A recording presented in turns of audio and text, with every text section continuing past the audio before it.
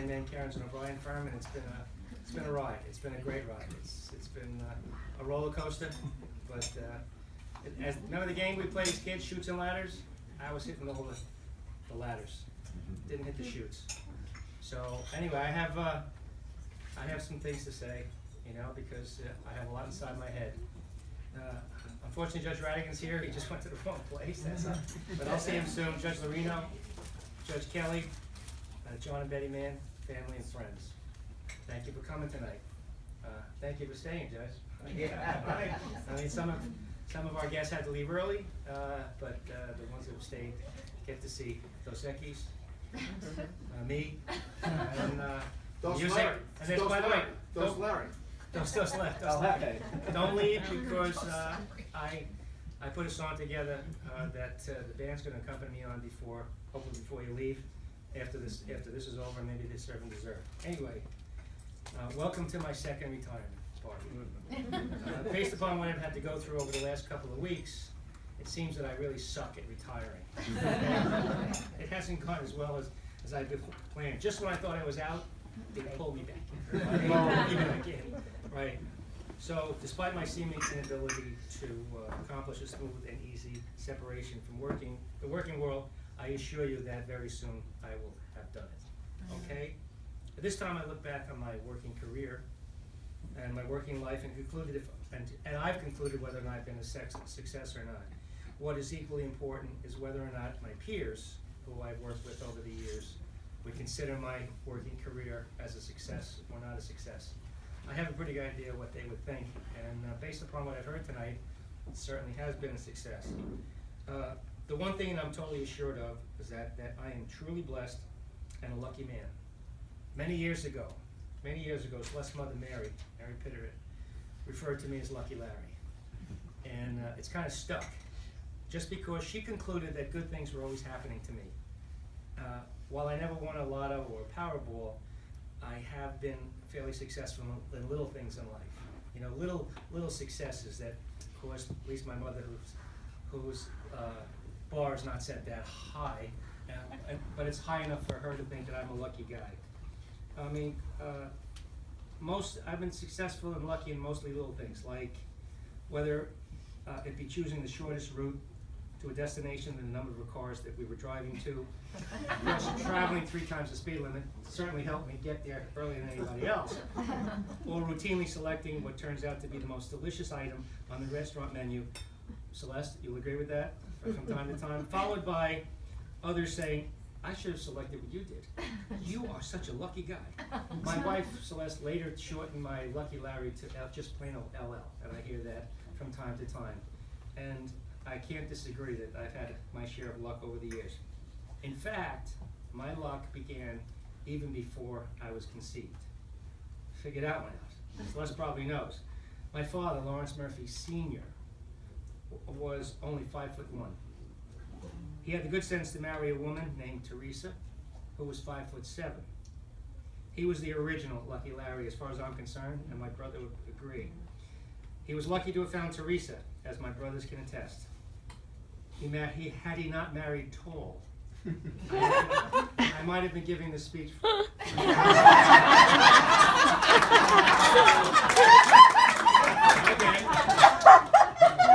been here okay? And I'm used to it, because my father was shorter than I was, and he was a dynamo. And the people that knew my father, and maybe Judge Lorino knew my dad, I know Judge Radigan knew him because they were from the same neighborhood, the Flatlands. He was a powerhouse. He pitched for Fordham College at 5'1". Underhand. He was an assemblyman. Underhand, yeah, no. They didn't pitch it underhand. He was an assemblyman in Brooklyn for 25 years. And my brothers and I were so proud of my dad and my mom, of course. Anyway, I grew up in a typical middle to upper middle class family with 2 loving parents and 3 wonderful brothers, Philip, Brian, who's here, and Dennis. Philip and Brian can't make it tonight. Oh, Brian's here. Brian's here. He's still here. Philip and Dennis. Philip and Dennis. Okay, this is a direct result of too much Chardonnay. Anyway, Brian will correct me on who's in our family. All right. Philip, Brian, and Dennis will always be my best male friends, and to which I must certainly add my son Sean, because I was his best man at his wedding, and he was my best friend. And of course, I can't rule out Al Petraia. You still here? No. He's gone. He left. All right, Al and I go back to a month apart at birth, and but his parents weren't 5'1" and 5'7", so that's okay. My parents passed on their traditional values to me and my brothers, and we passed them on to our own children. These were the family ties that bind, and there is too little of this seen in today's society. Life in the 1940s and 50s will sadly never be seen again. My brothers and I did all the things that many of today's helicopter parents would not allow their children to do. We drank our water directly from someone's outside garden hose. We played in vacant lots and returned home with an inch of dirt all over our bodies. Pigpen would have been very proud of us. We played Johnny on the Pony. Richie, are you listening to this? I'm listening to every word you say. We played Johnny on the Pony. Just mad your brother Brian didn't show up. He's the strong side. We played Put Johnny on the Pony, Buck, stick ball, stoop ball, crack the whip on roller skates behind roller skates. That was the only crack we ever came in contact with as kids. These all pale in comparison to the extreme games we see on television today. But we had fun. Right, Richie? Oh yeah. Right, you guys? You were there at the time? On Saturdays, we'd leave our home around 9 a.m., go out and play in the streets, go to the park, and not return until about just before dinner time. Our parents never worried because it was a safe time. It's not a safe time anymore. Our parents never worried because we were safe. Those were the good old days, and today's kids, and many of you in this room, mostly at that table back there, they can't imagine how much fun we had back then. My parents were extremely good Catholics, as you heard earlier today, as were Celeste's parents. Celeste and I have raised our children in the same style we were raised, and with absolutely no regrets. The sanctity of marriage has always been important in my household. My three brothers and I have a total of 180 years of marriage. Wow. 16 different ones. Think about that. Now listen, the man children, they have a higher accumulation, but there's 11 of them, and there's only 4 brothers in the family. I think we have 6,000 years, actually. Well, Celeste is one of 12. I didn't even bother with her family, but I had to write down names. Did you marry all her sisters? Celeste and I are so proud of our children, Sean, Tara, Amy, and Alana. Amy came down from Massachusetts. Tara. No, we came down over the party. Amy, come on out, Amy, come on out.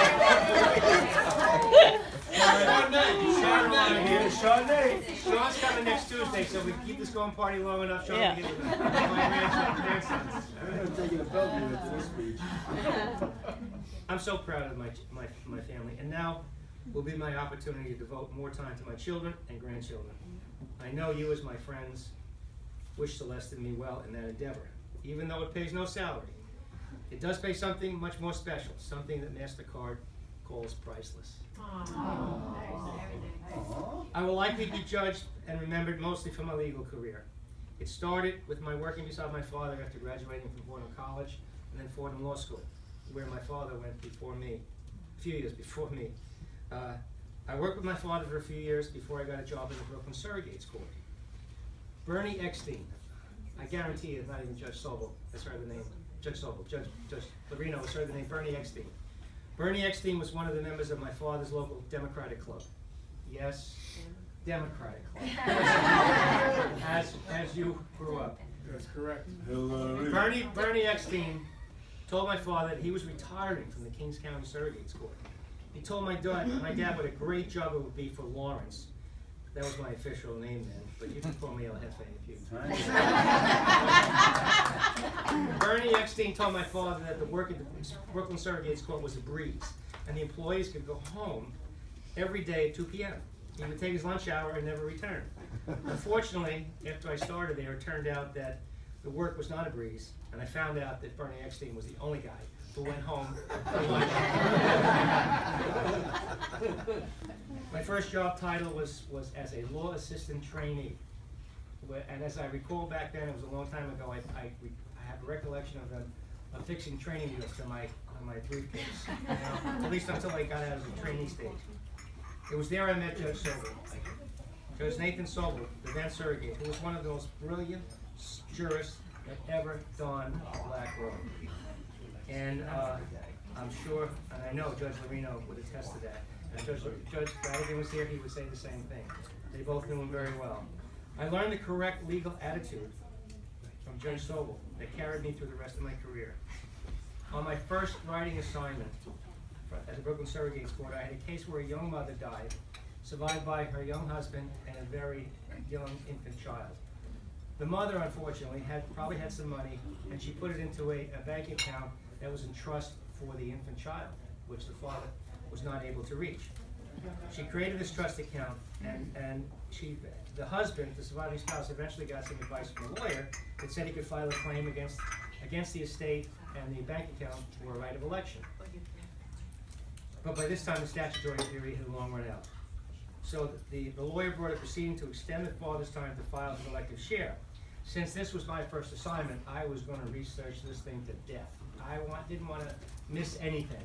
And so I did my research, did my report, and I found out that the ignorance of the law by the father, namely that he didn't know he had a right of election, was no excuse to extend the time to file.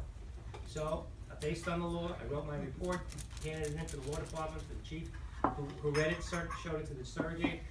Next thing you know, I'm being called in before the surrogate and the chief of the law department at the time, a fellow named Jack O'Boyle. And am I just here about a month and I'm being fired? What the heck's going on? Judge Sobel told me not to worry. He explained that I was 100% right on the law, but that he was going to be granting the father his extension to the right of election. He said the father was not rich, and he really needed the extra money so he could raise his child in a manner that would be sufficient for the two of them. And it wasn't. The father was not wealthy, and Judge Sobel said he's going to need this money. And he said to me, Larry, even though you're 100% right on the law, I feel that it's the right thing to do to let this father invade some of the monies that are in trust. The child would still have 2/3 of that money available to him when he turned 18. But Judge Sobel said, this is what I want to do. He exercised common sense and compassion for the father's plight, which in this case trumped the actual letter of the law. He instantly became my hero, and I decided I would go through the rest of my legal career blending common sense with compassion for all parties who appeared before me. I think I did a pretty good job, as some of you people say. Yes, you are. As Don DeLuise used to say, not now, save it for the end. I spent 13 years in the Kings County Surrogates Court until Judge Lorino, as he said, stole me away to Queens. I say that in jest because the then surrogate in Kings, Bernie Bloom, the funniest judge I ever got to work for, gladly let me go, thinking it would give me more money, which unfortunately it didn't. But it did move me closer to my home in Garden City, where Celeste and I still live, at least for a little while longer. Okay? I became very close to Judge Lorino, and we have become great friends, which will continue forever. I treasure his appearance here tonight. I treasure the words he said to me. I adore him. I adore his family. Young Lou, thank you for coming tonight. Okay, we will have a great relationship that will last forever. I spent 8 years as the chief of the law department in Queens County until I again escaped to Nassau County in the open and welcome arms of Judge Ray Radigan, my constant tennis partner. Lucky Larry. Until I retired for the first time in 2002. In 2002, I commenced the best job of my entire career, working with the boys at MMKO, although the O wasn't added until a few years later. The 14 years I spent with MMKO was the longest time I have ever been in one job in one place. Not counting my paper route selling the Brooklyn Tablet for 10 cents a copy in the 1950s. I met Ken Mann first, as you heard before, during my tenure at the Brooklyn Surrogates Court. I did not remember him from that first visit, but he remembered me. As I became more familiar with the Manns over the years, Ken reminded me of our first meeting and said to me that if I ever decided to leave the court, I had to come to his firm. Mark it, make notes of file, write it down, put it in your pocket, don't lose it. I came to realize that there was no other firm to which I would seek employment after my court career was done. If I had not gone to Ken, Larry, and Rich in 2002, I'd most likely be retiring from the Nassau Surrogate Sport today if I hadn't already. To my eternal happiness, I've come to find out that the members of MMKO are the most generous and gracious group of guys I have ever known in my life. My cup has been made full over and over to my relationship with them. Lucky Larry. Their talents as attorneys are unmatched. And once again, all right, stop crying, Brian. And I've been truly fortunate to have been invited by Ken so long ago. Celeste's mother may have entitled me Larry, Lucky Larry, but MMKO decided to dub me as Yoda. Not because of my height, I hope. It's a tribute to me that I am frequently consulted by the firm for my opinion on different matters. Even though, here is my Yoda ball that they gave me years ago, even though, not with me, always the Force is. Thank you. Don't ever lose my phone number at MMKO because Yoda will remain alive and well in your heart and soul. I've come to realize that over my entire career that I've developed a certain level of musical and comedic talents that most of my peers do not share, although Kenny's moving up quickly in that sphere. For this I blame my parents, who forced me and my brother Phil to stand up at family parties and sing songs. Mom, please don't make me sing. Yeah, right. And Mom would say, oh Lawrence, you have a beautiful voice. Thank you, Mom and Dad, for making me sing. Lucky Larry, once again. My legal career is not completely over. Only my daily tasks at MMKO. I no longer have to wear a shirt and tie every day. Nobody's laughing at the front? Ha ha ha. Starting now, every day is dressed down. Monday, Tuesday, Wednesday, Thursday, Friday. Starting now. All right. I'm not big on giving speeches, but this should be my last big one. To paraphrase someone famous who once said a long time ago, the world will no longer remember what I said here today, but they will never forget what I did here for them for 44 years. In closing, I would like to thank you with a quote from one of the greatest American sports icons ever. I need a glass of Chardonnay. I need a sip of Chardonnay. Was that about the garden hose thing? Larry, I'm working here. I'm working it, yeah. I'm a little bit left here. It helps me when I say Lucky Larry, then I explain. He's back. I'd like to thank you with a quote from one of the greatest American sports icons ever, Lou Gehrig. Tonight, I consider myself the luckiest man on the face of the earth. Thank you all. God bless us all, and God bless the United States of America.